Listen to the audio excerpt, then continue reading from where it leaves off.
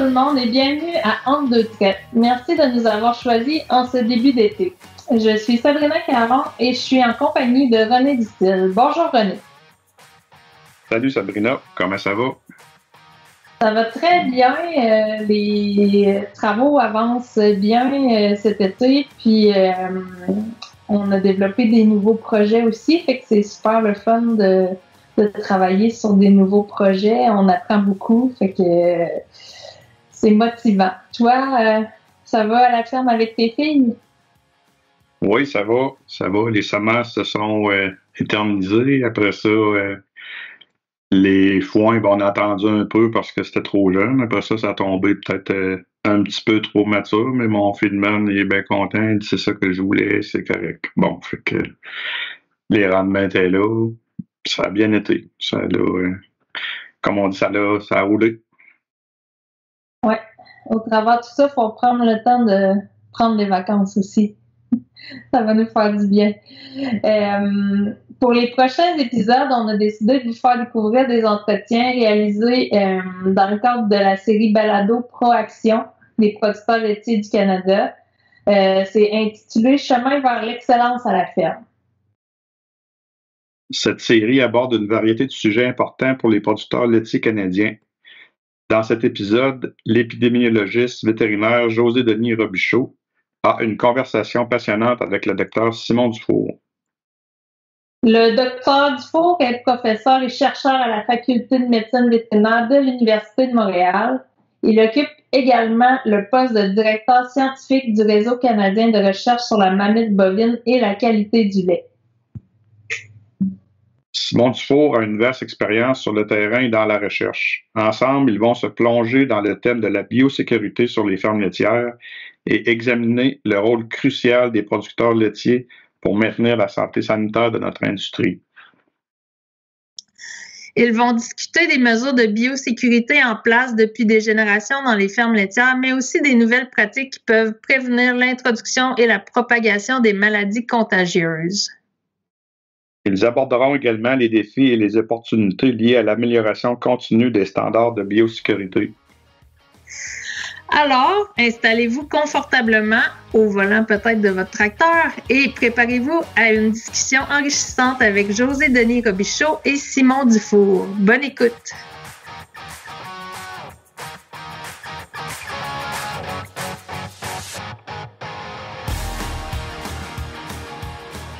Bonjour Simon et merci de prendre le temps aujourd'hui de te joindre à nous pour parler de biosécurité. Je pense que ton implication dans l'industrie laitière est bien connue, mais pour ceux qui seraient pas familiers, peux-tu m'en dire un peu plus sur ton parcours et peut-être un peu plus en détail sur ton expérience et implication en matière de biosécurité dans l'industrie laitière? Salut José. Merci premièrement de me rencontrer. C'est le fun de pouvoir te parler. Moi, en fait, j'ai travaillé en pratique vétérinaire là, avec les bovins laitiers pendant une dizaine d'années au Québec et en Colombie-Britannique. Donc, j'ai été à l'autre bout de la vache pendant un certain temps. On sait de quel bout on parle. Éventuellement, j'ai décidé de suivre une formation en recherche en épidémiologie ou en épi-informatique, en fait. Puis, je me suis même intéressé beaucoup plus à ce moment-là aux maladies des vaches laitières, aux maladies infectieuses, entre autres, pas mal. Puis, je fais beaucoup de recherches sur la mamite, qui est un de mes points que je couvre beaucoup, comme tu le disais. Mais aussi, je fais beaucoup de recherches, en fait, sur la surveillance et le contrôle des maladies infectieuses. J'ai travaillé plus récemment sur la boiterie, donc qui est un italien ou dermatite digitée, dépendamment de quelle époque on est. Salmonella Dublin aussi, qui est une problématique quand même importante là, présentement chez les vaches laitières et où il y a beaucoup de composantes de biosécurité qui sont importantes dans ce cas-là. Puis en fait, on est en train de mettre sur pied aussi une chaire de recherche en biosécurité pour les vaches laitières. Donc, beaucoup de nos futurs travaux vont encore une fois porter là-dessus. Beaucoup d'implications, en effet. En fait, biosécurité, depuis les dernières années, est utilisée à beaucoup de choses, je dirais, et probablement encore plus maintenant qu'on est en période de pandémie. Puis bien que la biosécurité, dans certains cas, veut dire quarantaine ou combinaison étanche d'astronautes, je pense que c'est un peu différent pour les fermes laitières canadiennes. Oui, en fait, effectivement, sur les fermes laitières, c'est beaucoup plus simple que la combinaison spatiale pour les cas d'Ebola ou de COVID. Puis en fait, la biosécurité sur les fermes laitières sont des choses très simples. Puis le mot semble nouveau, mais c'est des choses qu'on fait depuis des années et des années, en fait. Par exemple, pour la mamite, ça fait longtemps que les producteurs laitiers vont faire du diagnostic, ils vont prendre des échantillons de lait quand ils achètent un animal ou sur les animaux aussi qu'ils ont à la ferme déjà pour s'assurer que ces animaux-là ne viennent pas contaminer le reste du cheptel. Donc, ils vont faire aussi des fois une ségrégation des animaux qui sont contagieux, qui ont des bactéries qui sont contagieuses, ou établir un ordre de traite ou des choses comme ça, ou encore, ils vont peut-être les mettre un peu plus sur la liste de réforme, leurs animaux problématiques. Et tout ça, c'en est de la biosécurité. On le fait déjà. Les producteurs laitiers du Canada le font déjà, puis leurs parents le faisaient déjà, en fait, avant. C'est pas quelque chose de nouveau. Ce qui est nouveau, c'est plutôt de le formaliser un peu plus que ce qu'on faisait avant. En fait, depuis quelques années, avec Proaction, là, c'est devenu plus formel. On doit faire de la paperasse aussi en lien avec la biosécurité, puis on a des évaluations aussi annuelles des différents risques, s'assurer qu'il n'y a pas des trous dans notre programme de biosécurité. Donc, tout ça peut sembler nouveau pour beaucoup de producteurs, mais à la base, c'était des choses qu'ils faisaient déjà sur leur ferme. Puis, c'est beaucoup essayer de savoir quel animal est potentiellement malade et prévenir la transmission dans le troupeau, ou encore cibler avant d'introduire un animal lesquels pourraient être problématiques et ne pas les introduire dans le troupeau, ceux-là. Évidemment, il y a tous les aspects aussi de contrôle des visiteurs, d'échange d'équipements aussi entre producteurs, qui sont des choses auxquelles il faut penser et auxquelles on ne pensait peut-être pas tant que ça il y a quelques années, là. Donc ça, ça peut sembler un peu plus nouveau. Mais donc, on est loin de la combinaison étanche. On peut très bien faire avec des bottes de caoutchouc puis quelques survêtements de travail. Ça fait bien le travail pour l'instant. Et comme tu le dis, ça a un impact quand même assez important sur la santé à l'intérieur du troupeau. Mais peux-tu développer peut-être aussi sur l'impact que ça a sur notre industrie en général, comme l'industrie laitière canadienne? Oui, oui, c'est certain. On peut ensemble protéger le cheptel canadien de l'introduction de certaines maladies. Si tout le monde fait sa part, on peut contrôler les nouvelles maladies. C'est un exemple qui va peut-être te faire sourire, mais moi, j'ai été formé en 1998 à la faculté de médecine vétérinaire. Oui, c'était dans le 20e siècle. Puis, à l'époque, nos professeurs nous parlaient d'une nouvelle maladie qui s'appelait le piétin italien. Puis, ils nous montraient des photos de chercheurs européens, parce qu'eux, on n'avait pas de photos parce qu'on n'en voyait pas encore ici. Et puis, donc, moi, j'ai appris en théorie ce qu'était le piétin italien, qu'on appelle la dermatite digitée maintenant. Maintenant, de nos jours, de la dermatite digitée, il y en a partout dans les troupeaux canadiens. J'ai plus besoin d'emprunter des photos à qui que ce soit pour pouvoir montrer ça à mes étudiants. En fait, on a fait une étude récemment, puis c'était 85% des stabulations libres où il y a de la dermatite digitée. Et en général, si on va dans un troupeau où il y a de la dermatite digitée, on va avoir à peu près une vache sur deux qui a un problème au moment où on va évaluer le troupeau. Puis donc, c'est tellement généralisé maintenant. Mais en fait, si à l'époque, on avait appliqué des mesures de biosécurité plus strictes, mais possiblement qu'on n'aurait jamais eu ce genre de problème-là. Et puis, la boîterie, ça coûte des millions de dollars chaque année aux producteurs laitiers au Canada. C'est aussi très problématique pour l'image du lait. Une vache qui boite, c'est pas joli, hein?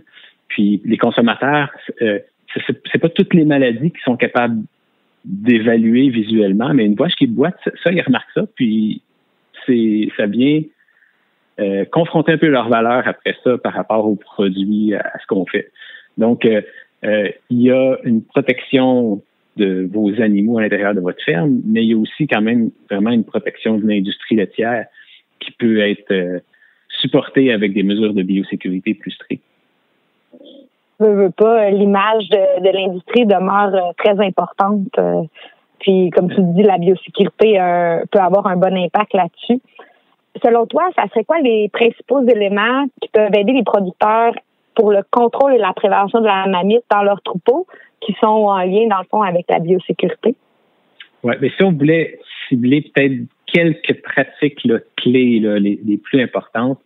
Il faut probablement penser à la désinfection des trayons avant et après la traite. Puis ça, c'est clairement de la biosécurité parce qu'on essaie de limiter la propagation des maladies entre les animaux en faisant ça. Et aussi de l'environnement à l'animal. En fait, la désinfection pré-traite, c'est plutôt pour les bactéries qui viennent de l'environnement. Et la désinfection post-traite, c'est plutôt pour les bactéries contagieuses qu'on peut transmettre sans faire exprès avec la machine à traire. Donc, ça, c'est probablement là, parmi les facteurs les plus importants. Mais les bonnes nouvelles à ce sujet-là, c'est que la plupart des producteurs canadiens appliquent la désinfection post-traite et beaucoup appliquent la désinfection pré-traite des trayons aussi. Le hic, par contre, après ça, quand on va sur les fermes et qu'on regarde, c'est que c'est pas toujours bien fait ou bien fait de manière constante. Hein. C'est vraiment tout bien couvrir le trayon au complet avec un produit qui est approuvé aussi pour cette utilisation-là, donc qui peut vraiment détruire les germes qu'on veut éviter de transmettre. Mais donc, désinfection des trayons, ça, c'est quand même un aspect très important. Les procédures de traite aussi, qu'elles soient le plus optimales possible, parce que ce qu'en fait, c'est qu'on veut que le bout des trayons soit en super santé, vraiment beau, pas de cale qui se développe au bout des trayons, pas de trayons inversés non plus, parce que c'est la première barrière de défense contre les infections. Mais en fait, la biosécurité aussi, c'est s'assurer que nos animaux ont un système immunitaire, un système de défense qui va être à même de bien réagir quand on introduit aussi une nouvelle bactérie dans leur environnement. Donc, ça, c'en est une manière. Si anatomiquement, le trayon est en super bon état, ben ça va bien aller de ce côté-là. Puis évidemment, ben si on regarde encore une fois dans les aspects biosécurité, ben les animaux qui sont porteurs de certaines infections qui sont très chroniques, ben éventuellement il faut les réformer. Donc on passe à des vaches qui ont des mammites contagieuses à Staph aureus ou des choses comme ça. Ben encore une fois, ça c'est une biosécurité interne. On essaye à l'intérieur de notre ferme réduire ces risques-là potentiels en se débarrassant de ces animaux-là. Puis donc, les vaches qui, elles, sont saines, sont de moins en moins à risque de devenir infectées finalement. Donc, des fois, il y a des aspects qui sont de la biosécurité externe. On veut prévenir la maladie d'entrer dans le troupeau. Ça serait le cas, par exemple, si on faisait un test de lait pour la mamite, pour une vache qu'on achète. Puis dans d'autres cas aussi, ben, c'est une biosécurité interne. On sait que la maladie est déjà présente dans le troupeau, mais on veut limiter la propagation. Puis dans ce cas-là, ben, ce que je mentionnais au niveau désinfection des trayons, procédure de traite, réforme des vaches qui sont contagieuses puis chroniques, ben, c'est cet aspect-là qu'on vient toucher. Donc, la biosécurité, finalement, ça vient aider à diminuer la mamite dans le troupeau. Oui. Puis tout ce que tu as nommé, c'est toutes des choses déjà bien connues, je pense, de la plupart de nos auditeurs. Est-ce qu'il y a un secret? Mais là, ça va rester entre toi et moi, tout ça, là, j'imagine? Oui, c'est un secret. Mais, c'est certain, je pense que la plupart des producteurs laitiers, leurs vétérinaires, les connaissent, ces choses-là. Ce qui est difficile, c'est d'être constant dans son application. C'est jour après jour, traite après traite. Ne pas se relâcher, rester vigilant, puis continuer à appliquer ces mesures-là et essayer de toujours bien les faire. C'est normal, hein, il y a des journées où on a d'autres challenges avec une chaîne d'écureurs qui peut briser, puis d'autres choses. Puis oui, on a un budget de 24 heures aussi dans une journée, mais il faut essayer de rester constant. Les fermes deviennent de plus en plus grandes aussi. Il y a des employés, c'est de plus en plus fréquent. Il faut que les employés aussi soient bien éduqués à faire ces choses-là, puis il faut qu'ils soient constants aussi. Puis il faut essayer de penser aussi des fois à certaines des zones qui sont un peu dans notre angle mort, puis qu'on voit pas nécessairement. Puis par exemple, quand on parle de la mamite, ben les vaches taries tombent dans l'angle mort tout de suite parce que ces vaches-là produisent pas de lait. Et puis, des fois, elles sont dans des conditions qui sont pas toujours optimales non plus. Alors qu'on sait que c'est une des périodes où le risque de s'infecter est le plus grand durant le tarissement. Donc, il faut penser à ces zones-là auxquelles on pense pas nécessairement tout de suite rapidement, puis essayer de les aborder aussi, puis s'assurer qu'on maintient les différentes zones de la ferme de manière égale, les différentes zones de la production laitière, en fait. Ben, je pense que c'est un secret qui vaut la peine d'être partagé. OK, on va le dire d'abord. Ouais, je vais essayer de disséminer ça. Je pense que ça vaut la peine.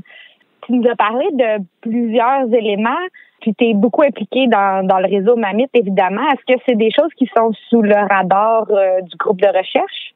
Oui, on a plusieurs choses, en fait, que nous, on voit comme des choses d'avenir, en fait, sur lesquelles on travaille. En fait, le réseau Mamit, bon an, mal an, c'est une dizaine de projets menés par différents chercheurs. Donc, moi, je suis juste là pour faciliter les choses. C'est pas moi, évidemment, qui fait tout ça. Mais un des plus gros défis, nous, qu'on entrevoit là, pour le 21e siècle, maintenant qu'on y est, c'est de faire mieux du côté de la santé de la glande mammaire, mais avec moins d'antibiotiques en général. C'est vraiment l'aspect qu'on doit cibler maintenant. On le sait, l'utilisation des antibiotiques est de plus en plus scrutée. On doit réduire le plus possible l'utilisation. Aussi, utiliser les bons antibiotiques sur les bons animaux.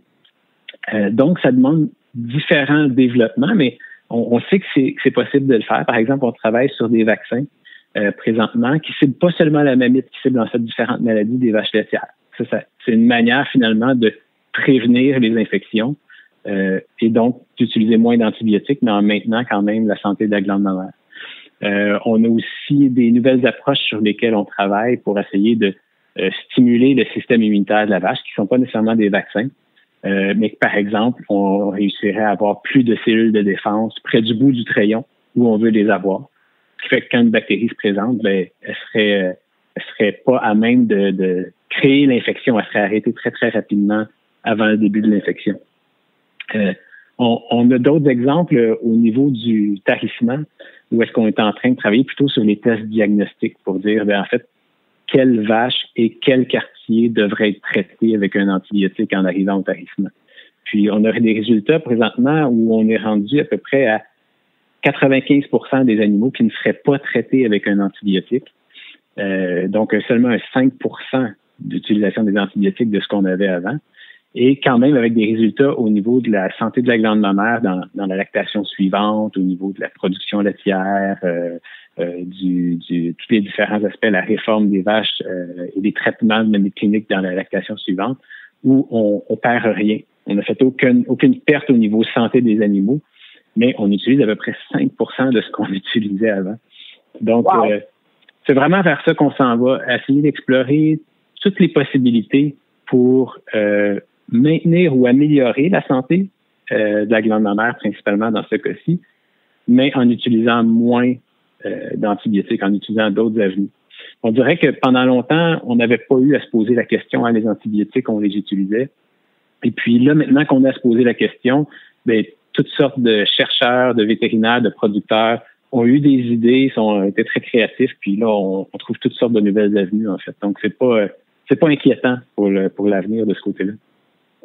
J'imagine que les mesures de biosécurité générale vont aussi dans ce sens-là de diminuer la pression d'infection puis diminuer l'utilisation des antibiotiques.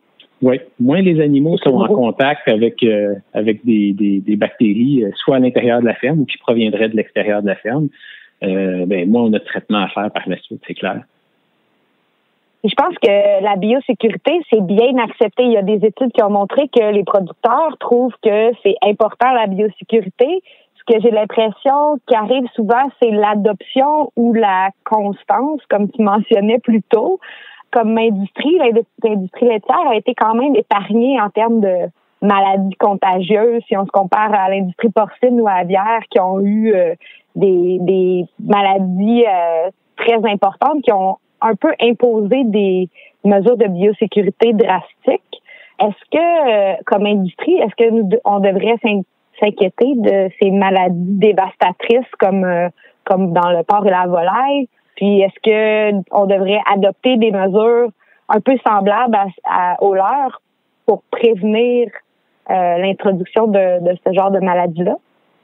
C'est sûr, notre système de production il est différent de ce qu'on voit en porcin ou aviaire. Il y a beaucoup d'animaux qui roulent régulièrement, alors que nous, on a un élevage souvent où 90-95% des animaux proviennent de l'élevage même, en fait, puis il y a des animaux qui quittent l'élevage, mais il n'y en a pas tellement qui entrent dans l'élevage.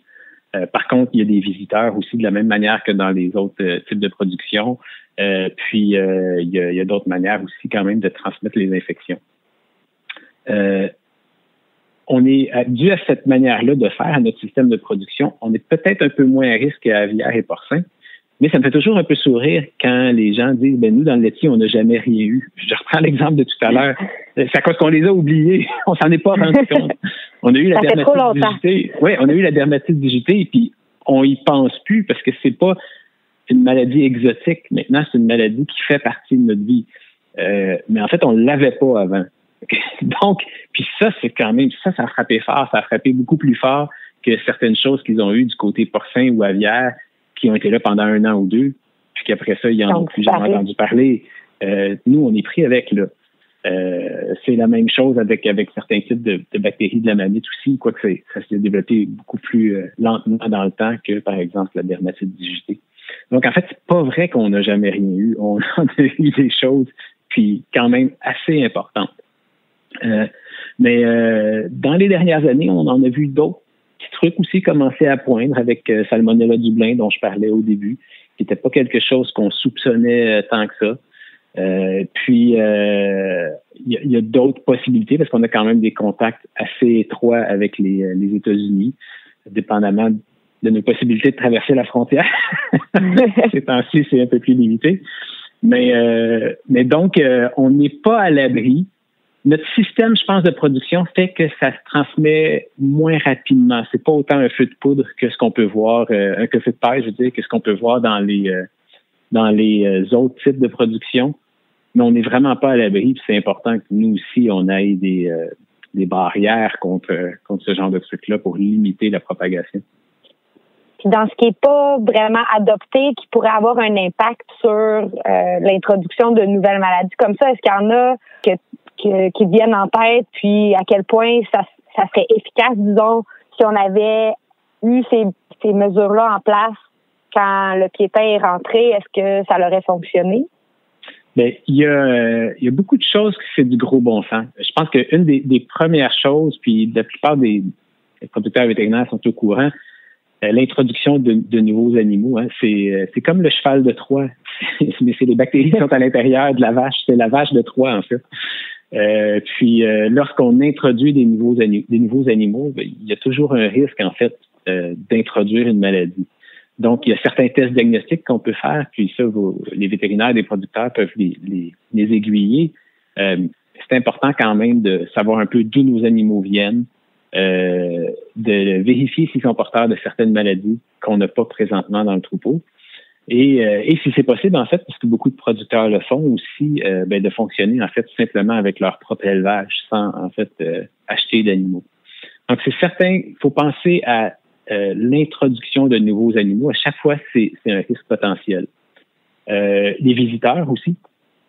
Il faut qu'il y ait un certain contrôle de ce côté-là.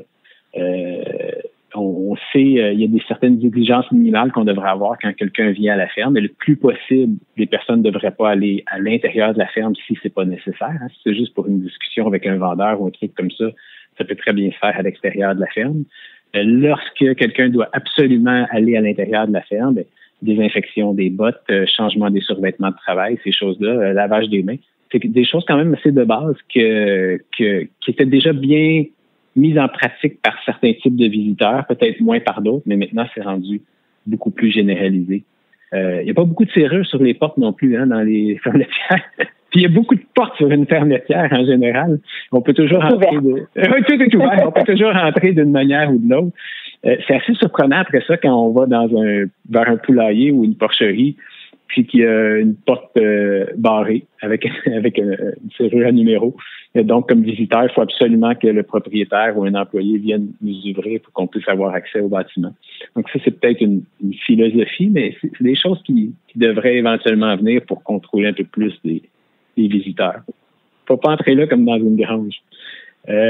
Mais sinon, une chose aussi des fois qu'on oublie, puis j'ai quand même plusieurs clients que des fois ça a été le problème pour introduire certaines maladies, Salmonella Dublin entre autres, mais l'échange d'équipements en ferme.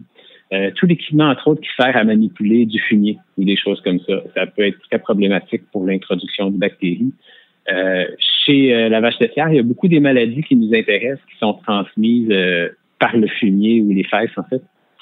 Donc, à partir du moment où quelqu'un utilise un tracteur pour aller nettoyer son étable, le prêter à quelqu'un d'autre pour aller nettoyer l'autre étable, c'est probablement pas une bonne idée. Puis les processus de nettoyage puis de désinfection de ces trucs-là vont rarement être suffisants pour en fait justifier de passer l'équipement d'une place à l'autre. On a certains parasites, par exemple, comme la cryptosporidiose, que ça prend pratiquement un lance-flamme pour s'en débarrasser. Donc, on ne peut pas faire grand-chose pour désinfecter une pelle de tracteur pour ce genre de parasites-là.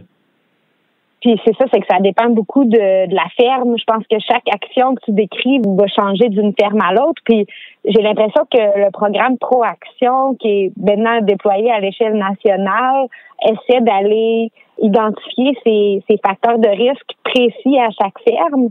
Puis je pense que Proaction est peut-être la cause parfois de certaines frustrations. Tu l'as mentionné plus tôt, la tenue de dossier, les procédures normalisées, les évaluations de risque répétées. C'est pas une fois puis c'est fini. Pourquoi c'est si important de faire ça, de prendre ce temps puis cet investissement-là pour aller chercher des procédures normalisées, des évaluations de risque? Ouais, c'est certain. Pour les producteurs laitiers, comme tu le disais, une des premières réactions, c'est encore de la paperasse. Puis à chaque fois qu'on passe du temps à faire de la paperasse, on passe moins de temps dans l'étable, dans les champs, puis dans la comptabilité de l'entreprise, à faire d'autres choses qui sont tout aussi importantes que cette paperasse-là, qu'on ne faisait pas avant, puis tout semblait bien fonctionner. Hein. Mais en fait, c'est important de voir aussi que nos fermes, la structure de nos fermes change. Comme je le disais tout à l'heure, on a des fermes de plus en plus grandes, des employés. Cette mise sur papier-là de nos procédures, voici ce à quoi on s'attend avec les visiteurs, voici comment on doit gérer tel truc qui pourrait se passer à la ferme. C'est important de le coucher sur papier pour simplement réaliser que oui, on a quelque chose qu'on veut faire, informer les employés, qu'ils aient des règles à suivre puis qu'ils sont capables de les suivre, les autres membres de la famille, les autres personnes qui travaillent sur la ferme. Et puis, de les avoir sur papier aussi, ça permet avec votre vétérinaire de demander, s'assurer qu'il y a pas de trous, hein. Il n'y a pas des espaces qui ont été complètement libres puis qu'on a complètement ignorés. Par exemple, si on n'achète aucun animal, on travaille très fort sur l'introduction de nouveaux animaux pour prévenir ce problème-là. Mais les visiteurs rentrent et sortent comme ils veulent. En fait, peut-être qu'on pourrait adresser aussi ce truc-là. S'il n'y a rien sur papier, ça devient très difficile pour les intervenants qui peuvent appuyer les producteurs dans la mise en place des mesures de biosécurité de savoir, en fait, qu'est-ce qui est fait, qu'est-ce qui n'est pas fait. Puis en plus de le mettre sur papier, puis d'y retourner aussi à l'occasion, c'est presque un engagement envers soi-même, hein, quand on dit je vais faire ça. Puis là, après ça, je le fais pendant un mois, je me relâche pendant 2-3 mois. Je revérifie ça avec mon vétérinaire. Je lui ai dit, puis comment ça va tel truc? Ah ouais, c'est vrai que j'avais écrit ça. Hein? C'est bon pour la constance. Faudrait peut-être que je le fasse finalement. Il y a quand même cet aspect-là. C'est sûr aussi, tous les aspects au niveau de la tenue de dossier pour les maladies, tout ça, c'est important aussi parce que si on note pas les maladies de nos animaux, les réactions vont être beaucoup trop tardives. En fait, ça peut prendre plusieurs semaines, plusieurs mois pour qu'une infection se répande dans un troupeau avant que finalement on se rende compte du problème parce qu'il n'y a pas une tenue de dossier, il n'y a pas de suivi rigoureux de ce côté-là. Puis ça, c'est problématique parce qu'on sait en cas d'épidémie, puis je pense que l'exemple du COVID a été vraiment intéressant pour beaucoup de gens. En cas d'épidémie, c'est la réaction initiale qui doit être très rapide. Si on peut rapidement circonscrire une éclosion, puis empêcher les gens d'aller faire la fête avec les autres, donc empêcher les vaches d'aller faire la fête avec les autres, on peut arrêter une éclosion très rapidement puis prévenir une épidémie. Si on le fait pas, on échappe à la situation si on le fait pas rapidement. Donc la tenue de dossier est importante pour ça. Important aussi, comme je le disais, de bien coucher ce qu'on est supposé faire sur papier pour qu'on puisse identifier est-ce qu'il y a des trous dans le programme de biosécurité où on couvre bien les différents aspects. Mais encore une fois, la paperasse, c'est important, mais la priorité, c'est d'appliquer les mesures. Hein. C'est ça, la priorité, c'est pas la paperasse. Il faut, si un client me dit Simon, j'ai soit le temps de faire toutes les mesures que tu me suggères, soit je les écris, mais je vais les faire moins constamment, ben je vais dire fais-les. C'est ça qui est le plus important. Alors, priorité, c'est d'appliquer les mesures puis d'essayer d'être constant dans le temps aussi avec ça. Ben, merci beaucoup, Simon. Ça a été une rencontre très intéressante, remplie d'informations. Merci, José.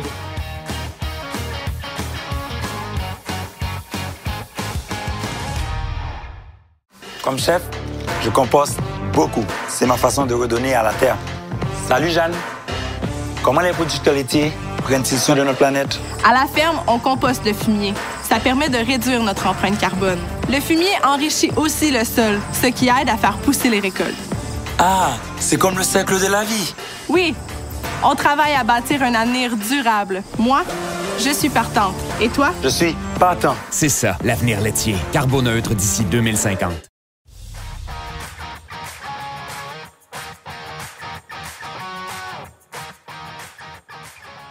Merci d'avoir écouté cet épisode d'Entre-deux traites qui mettait en vedette José Denis Robichaud et son invité Simon Dufour dans le cadre de la série Balado Proaction des producteurs laitiers du Canada.